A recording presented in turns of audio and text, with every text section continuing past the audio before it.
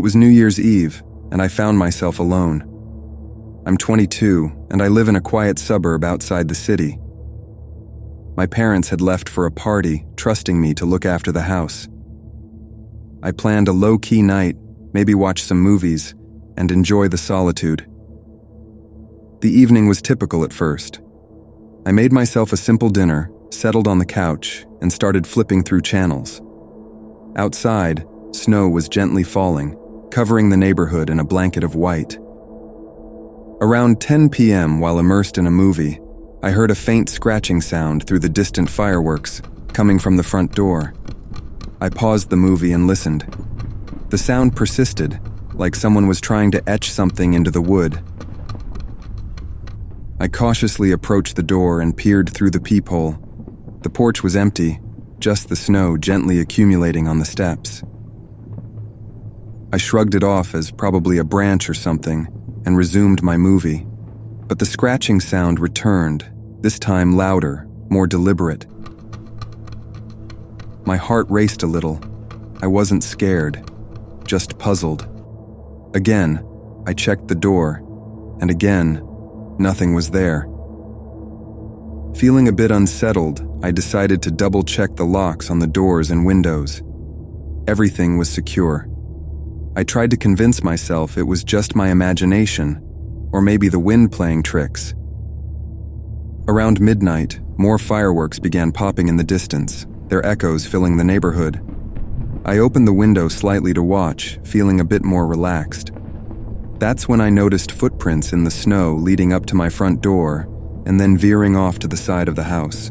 They weren't there earlier. Alarm bells rang in my head. Someone had been at my door. I grabbed a flashlight and hesitated at the front door. Should I go outside and check? Curiosity got the better of me, and I stepped out, following the footprints with my flashlight. The tracks led to the side of the house where they abruptly stopped near a window. My stomach turned. Had someone been trying to get in? I shone the light on the window and saw it was slightly opened. Panic set in. I never opened that window. I raced back inside, locked the door, and called the police. While waiting for the police, every little noise made me jump. I kept staring at the window, half expecting it to slide open. When the police finally arrived, they inspected the house and found no one inside. The window had been tampered with, but thankfully, whoever it was hadn't gotten in. The police suggested it might have been someone looking for an easy target for a New Year's Eve burglary, thinking the house was empty. They took my statement and assured me they'd patrol the area for the night. After they left, every creak and sound was a reminder of the stranger who had lurked just outside. I still had a feeling of being watched.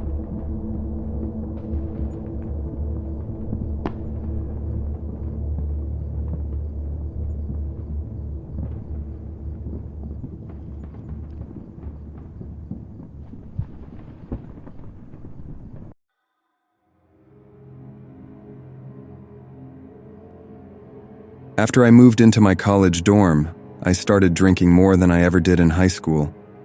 It was a big change for me. When winter break came around, I went back to my parents' house to spend the holidays with my family. I was really looking forward to New Year's because it meant lots of parties and fun with people my age. On New Year's Eve, my parents were at a party at their friend's house, so I had my two best friends over. Let's call them Jake and Chris. We were the main group in our town, not having many other friends who liked to party. We planned to drink at my place and then find somewhere to go for the night. Jake was talking to a girl he met on a dating app. She invited him to a party across town and said we could all come. So after drinking some vodka and beer, we were all pretty buzzed. Jake got us a taxi to go to the address the girl gave him, and we split the cost. Jake hadn't actually met this girl in person. They just talked on the app, but she seemed nice and fun. The taxi dropped us off in front of a big building that looked more like a warehouse than a party place. We double-checked the address on our phones, and it was right. Jake texted the girl to make sure, and she quickly said yes, that was the place. We were a bit unsure but decided to go in. At the entrance, there was a big guy who just nodded when we asked if this was where the party was. Inside, we walked down a dark hallway until we reached a room with music playing. It was smaller than we thought and pretty dark, with just a few cheap lights flashing.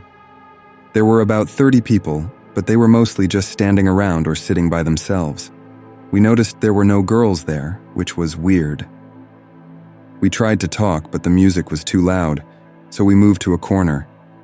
Jake texted the girl to ask where she was, and she told us to meet her in the back part of the building. Something didn't feel right, but Jake wanted to check it out anyway. We followed her directions to a back hallway with lots of doors. Suddenly, a guy came out of one room and whispered something to Jake. Jake looked confused, but then quickly told us we should leave. We didn't ask why. We just followed him back to the main room. As we were leaving, a man tried to stop us, but we just walked past him. He started following us, and that's when Jake yelled for us to run. We all started running fast, and the guy behind us shouted for someone to stop us, but nobody did. We got out of the building and ran to the main road to get another taxi. Jake said the guy had whispered to him to get out before midnight because they were planning to trap everyone inside. We figured the girl Jake was talking to was just part of some scary plan. We called the police and told them something bad was happening at that warehouse, but we didn't give our names. We ended up spending the rest of New Year's Eve just sitting in my living room, trying to calm down. We never found out what really happened at that warehouse, but we were glad we got out of there.